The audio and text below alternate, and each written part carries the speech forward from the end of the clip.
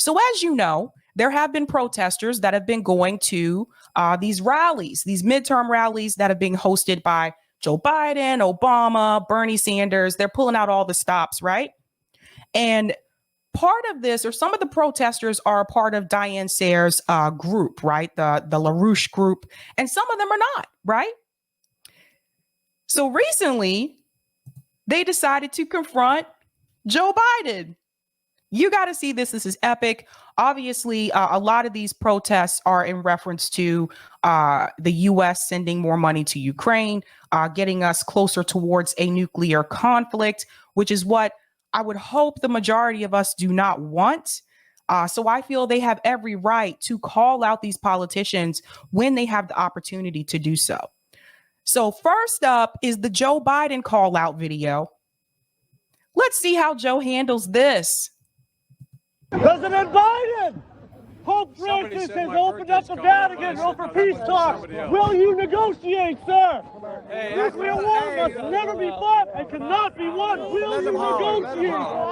Sir, will you negotiate? Russia and China have a no first strike policy. What about America? That's more like my generation. How about the Democrats were anti-war and anti-colonialism? All right. Friends, I'm with you. Hey, anyway, look. The war between Ukraine and Russia must be brought to the an next couple end. of years is going to have more to do with what this country looks like 20 years from now. It puts us in danger of bloodshed.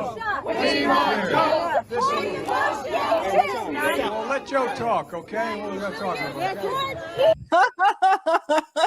He said, let Joe talk, okay? Let Joe talk. Now, those of you who were with me last night, you saw that debate between Joe Biden and Bernie Sanders from the 2020 election, right? Wasn't Joe Biden much more sharper then than he is now?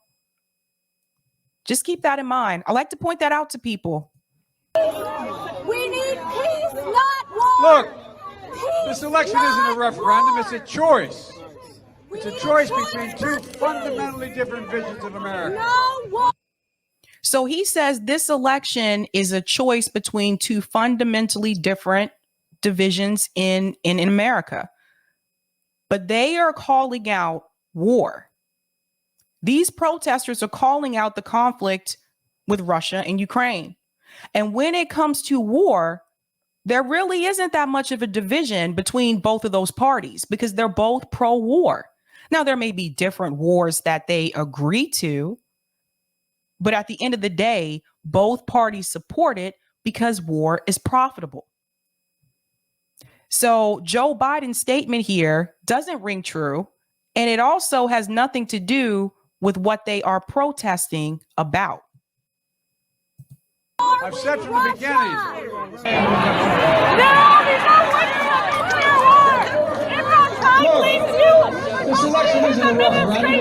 nuclear war cannot be won. It cannot be fought. You are playing with all of our lives. You are trying to get us into a confrontation with Russia. You are trying to get us into a nuclear war with Russia. You gave it up during the world's economic. Get out of here. You have squandered it on a proxy war with Russia. You are trying to kill us all. I tell you, I love that. Nuclear blackmail.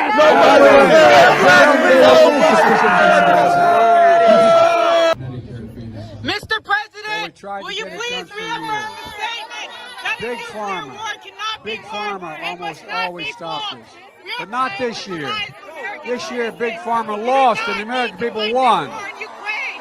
We're on the brink of nuclear annihilation. We put The best thing to do if you are in this situation is to just go ahead and address the issue. Because these protests, I don't think they should stop, right? But the more you avoid it, or the more you try to talk over them, or you switch the subject, he's trying to talk about Big Pharma now, the more guilty you look. And this is why I say avoidance should never be the answer. What, you think people are going to stop asking you about this conflict because you're choosing not to respond? No, more people are going to keep asking you, and you just make yourself look more guilty. Put a cap of $2,000 a year on prescription drugs for seniors, no matter what their cost. 2, 10, 12, 15. Oops, stepping on them. You see that? You see that, right? Watch this. I don't know what's happening here, but Joe seems to have either lost his footing or seems to be a little bit confused. Seniors, no matter what their cost. 2, 10, 12, 15. Oops, stepping on them. It's black. Anyway. What's black? What's he talking about? Does this look like the same person that you watched on my show last night? The video you saw last night from 2020. Does this look like the same person to you? 15. Oops, stepping on them. It's black. Anyway. What's black?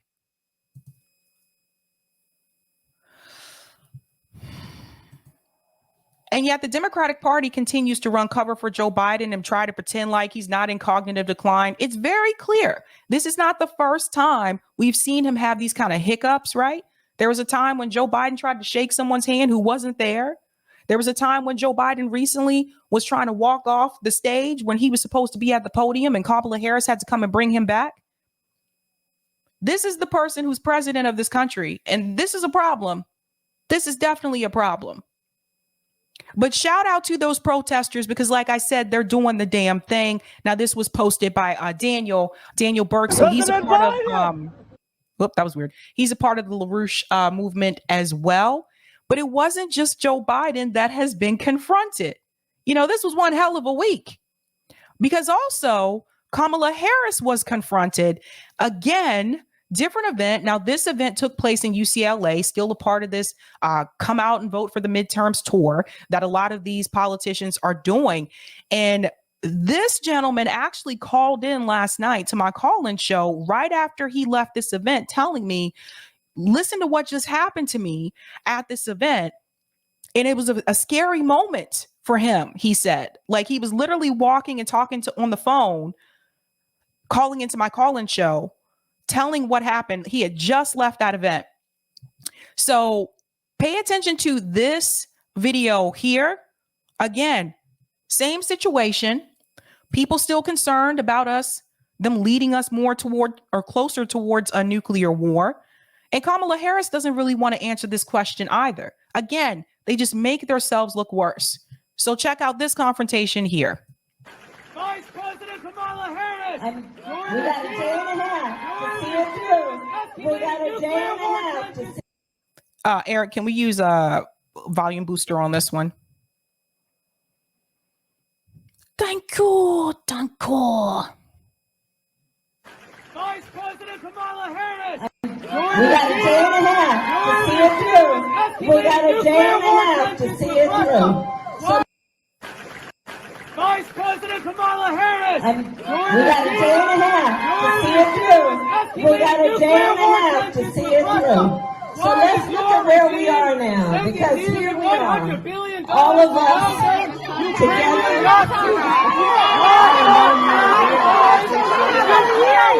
Why do we have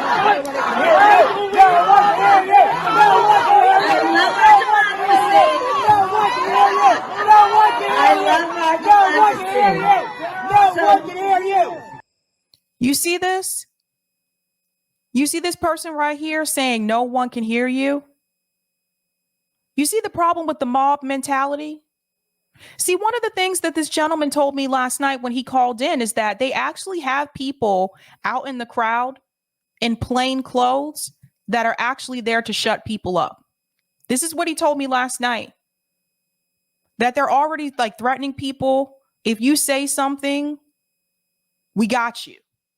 So just be aware of that for those of you going out to protest. Some of the people in the crowd are actually a part of the administration.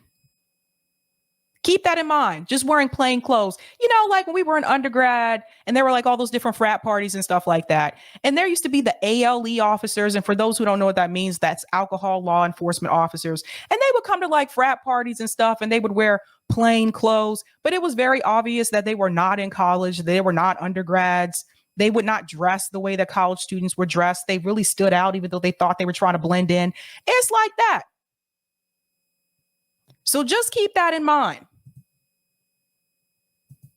Hey, listen, we got a day and a half to get things done, and we're not going to get distracted with the job in front of us. We're not going to get distracted because there's far.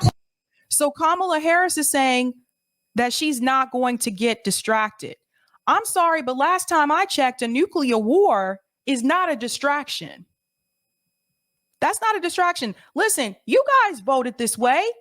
Your administration made these mistakes. Your administration decided writing letters, pulling back letters. Your administration is responsible here for this. This is not something you can point towards the Republicans and blame them on this. If you vote that way, if you're part of the administration that is making these decisions, you need to be brave enough and bold enough to answer the questions when the people ask you why you are doing what you are doing. And if you cannot do that, then maybe you should not be in that position. I said this before, and I still stand by it. Kamala Harris was never ready to be vice president in this country. Let's go on. Too much at stake. So let's think about where we are right now. We are a day and a half out from an election where we have so many of us will only bring death and destruction. Stop escalating and engage and please stop. Get that punk out!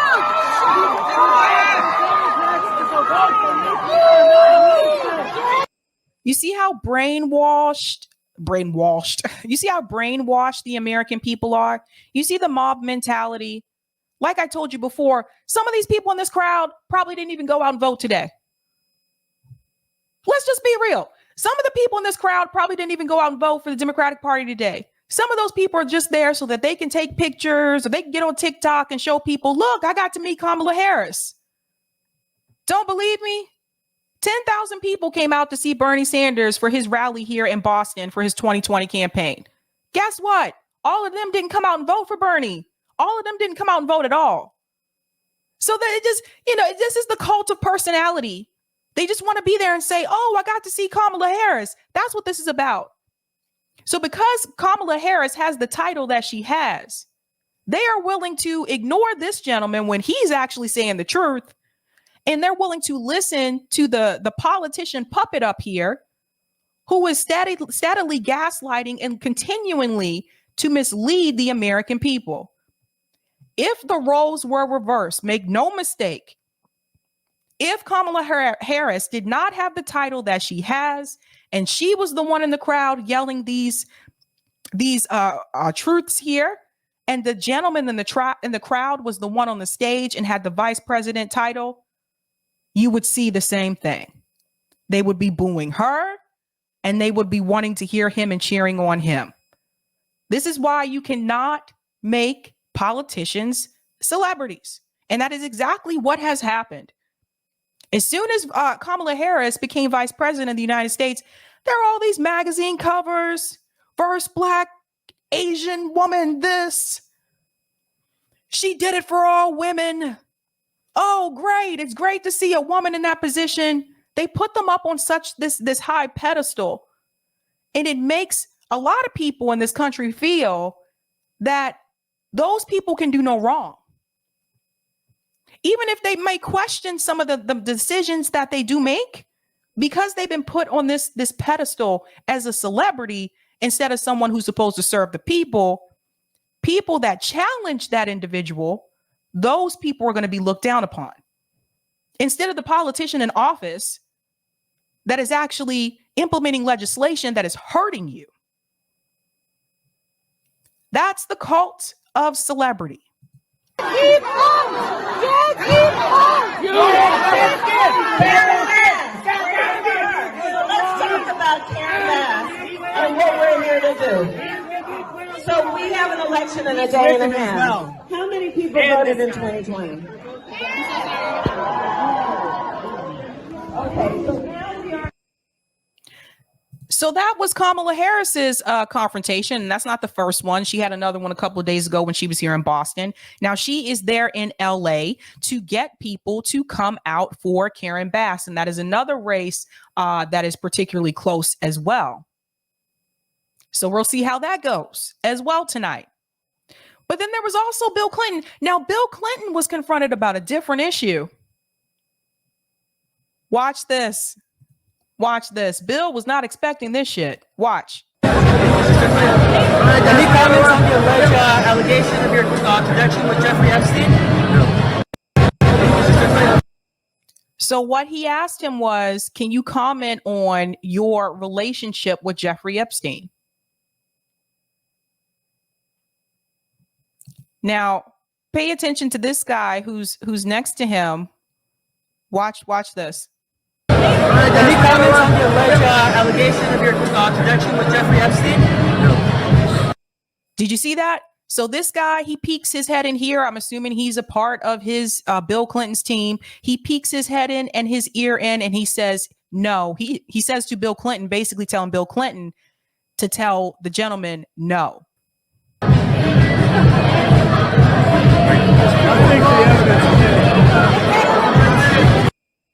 Watch this. See, I'm really big on watching nonverbal cues.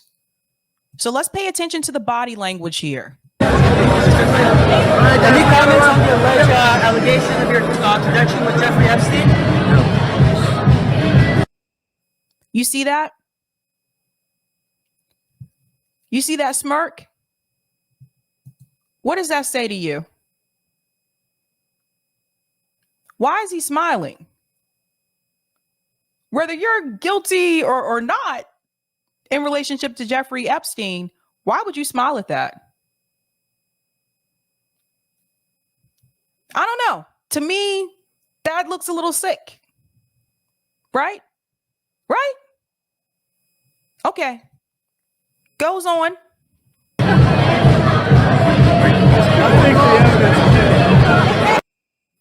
So he said, I think the evidence, hold on.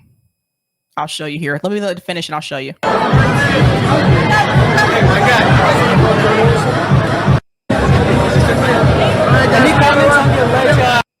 I just want you to, there's certain things I want you to pay attention to. Now, there's already a gentleman here.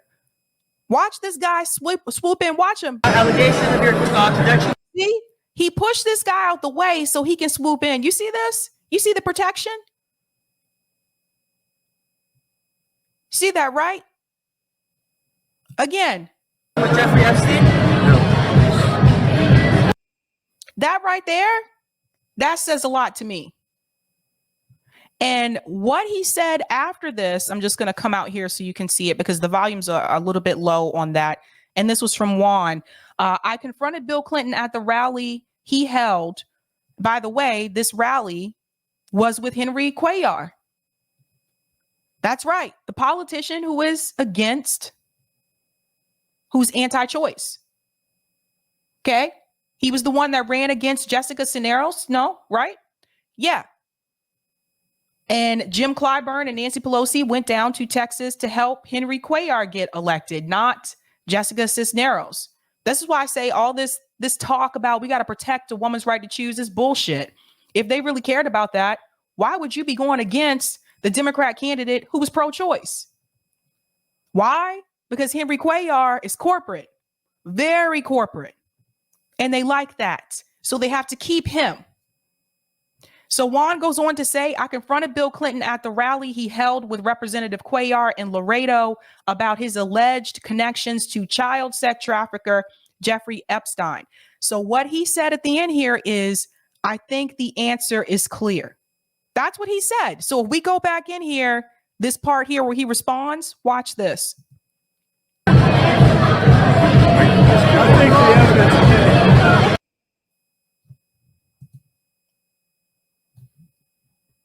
What does that mean?